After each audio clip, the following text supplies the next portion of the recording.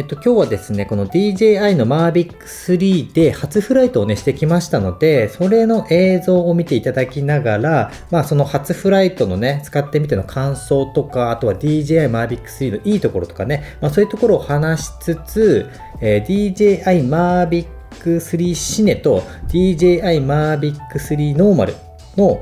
どちらがいいかという話をね、ちょっとしていきたいかなと思います。で、まずはね、映像を見ていきたいと思うんですけども、映像はですね、まず H264 のクイックショットの映像と、H265 で撮った、D-Log の映像で、あとは Apple ProRes で撮った D-Log の映像をそれぞれ見ていきたいと思います。で、今回の映像は、H264、H265、Apple ProRes の、厳密な比較ではないので、ざっくりとね、色の違いとか、綺麗さとかをね、見ていただけたらなと思います。では、H264 のクイックショットの映像から見ていきたいと思います。はい、こちらはサークルですね。で、ホテルに合わせてサークルを設定して、旋回している感じになっていると思います。はい。結構ゆっくりですね。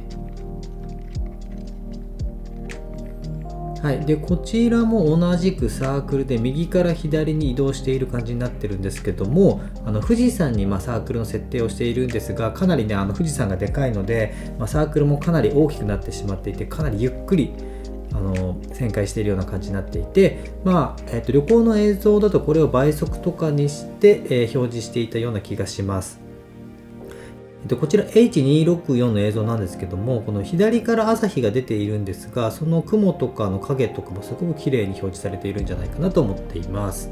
はい、でこちらはドローニーですね。中心から引いていくような映像ですね。でホテルから、上の方に移動しているんですけども、ですね、この辺で左側に木が出てくるんですけども、これぶつかりそうになってセンサーで停止したという感じですね。はい。で最後の映像が、これはロケットですね。真上に飛んでいくような映像です。はい、こちらもね結構ゆっくりめなので、映像ですと倍速とかにして表示していたと思います。ただこれは使っていないかもしれませんね。はい。プロレスの方を使っていたような気がします。はい。ラットとかはね、一切かけてないので、これがノーマルのカラーの映像となります。はい。で、続いて H265 の D-Log の映像を流していきたいと思います。D-Log の映像なので眠いような色合いになっているんですけども、ラットをかけたものとかけていないものを分かりやすいように分けて見せていけたらなと思っています。はい、こちらは夕方の映像になっていて、右から夕日が差し込んでいるような感じになります。で、今ね、これはラットを当ててないので、ちょっと眠たい感じになっていると思います。で、ここからラットをかけたいと思いますね。はい、こちらが DJI で配布されているラットを当てたものです。はい。色がね、浮き上がってきて、かなり綺麗に映っているような気がしています。いかがでしょうか。はい、続いてこちらは夕日を映した方ですね。こちらもラットなしです。で、こちらがラットありですね。はい、いかがでしょうか。ちょっと反射してるかな。はい、でこちらも富士山の映像ですけども、ちょっと前に進んでいるような感じでラットなしの映像になります。はい、で、ラットを当てるとこんな感じになります。グラデーションがむちゃくちゃ綺麗ですよね。はい。で、最後の映像がちょっと夕日がね、もう沈みかけている時のラットなしの映像で、こちらがラットありの映像ですね。はい。はい、今のが H265 の、D-Log で撮影した映像とラットを当てた映像になります。で、続いて、最後に Apple ProRes の映像を流していきたいと思います。はい、こちらはロケット風に撮影した映像になります。Apple ProRes で撮影しています。こちらにラットを当ててみます。こんな感じになりますね。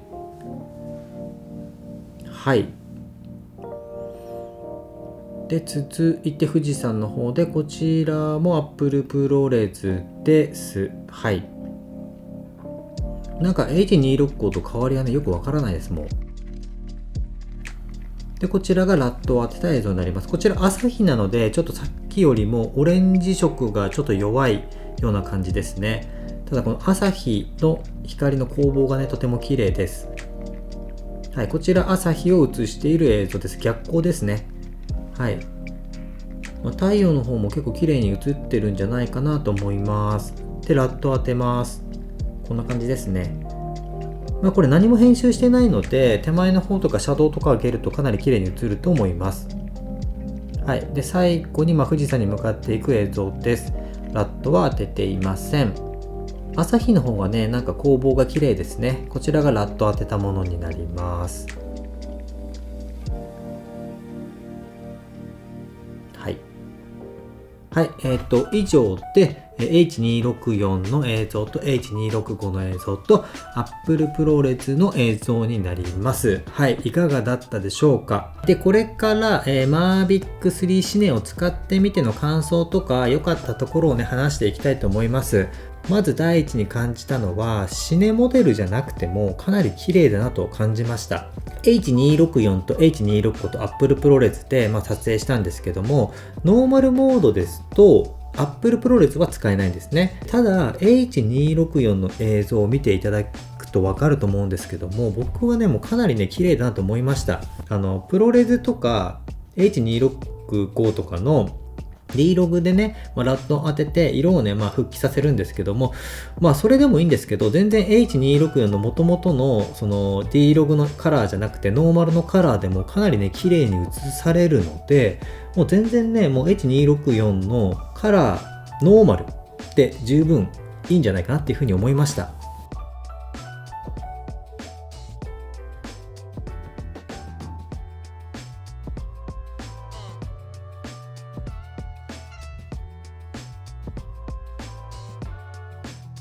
で、続いてはですね、コントローラーですね。はい、これです。これはね、なんて言うんだっけ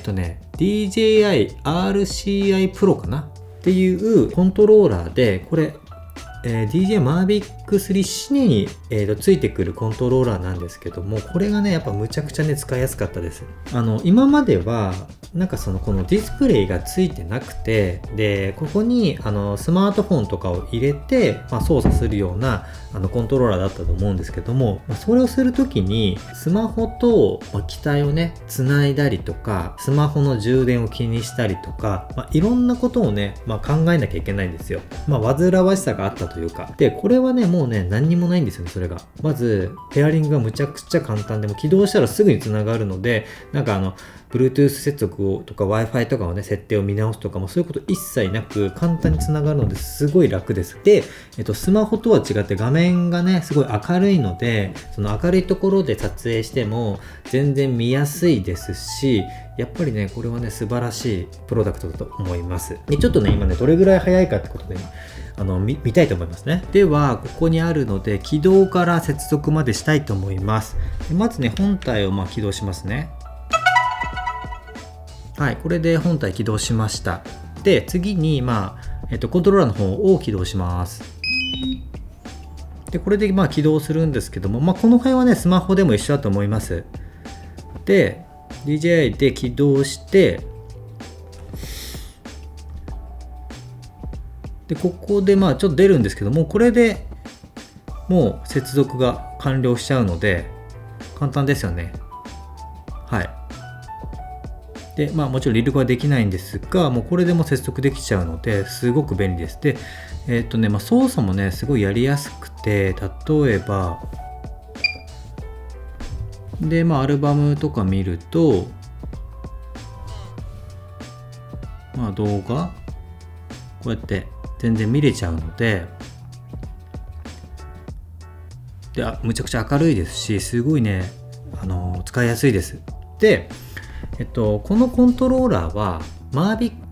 3 シネについてくるんですけど、別売りでも買えるので買えるし、Mavic 3シネ、Mavic 3、Air 2S かなでもこれ対応してるみたいなので、もしね気になる方いたらね、絶対これは買った方がいいんじゃないかなって個人的には思います。すごく便利です。で、次にいいところはここかな。この本体で直接充電がすることができるようになったんですね。 USB-C で。で、前まではこのバッテリーを外して専用のチャージャーみたいなのを持っていって、そこに差し込まないと充電ができなかったんですね。ただ今回からもうこれに直接充電できるので、そういったその外部のバッテリーチャージャーみたいなのを持っていく必要はないですし、例えば撮影をして車で移動している最中にモバイルバッテリーからここに挿して充電をできるっていうことができるので、そうするともうバッテリー、1個あれば全然十分なんじゃないかなと思いますね。で、予備でもう1個持っておけば、かなり安心しながら撮影できるんじゃないかと思いました。もう一ついいところ、これもねかなりいい点なんですけども、Mavic 3 シネは、内蔵 SSD が 1TB 入ってるんですね。で、Mavic 3は確か 8GB かな 8GB なので、ほとんどね取れないので、メモリーカード入れる必要があるんですけども、こちらは 1TB あるので、おそらくほとんど大丈夫だろうっていう感じで今回撮影してみました。で、H264、H265 アッププロレスで、30分ぐらい撮影したんですけども、どれぐらいねその容量を圧迫するかなっていうことをね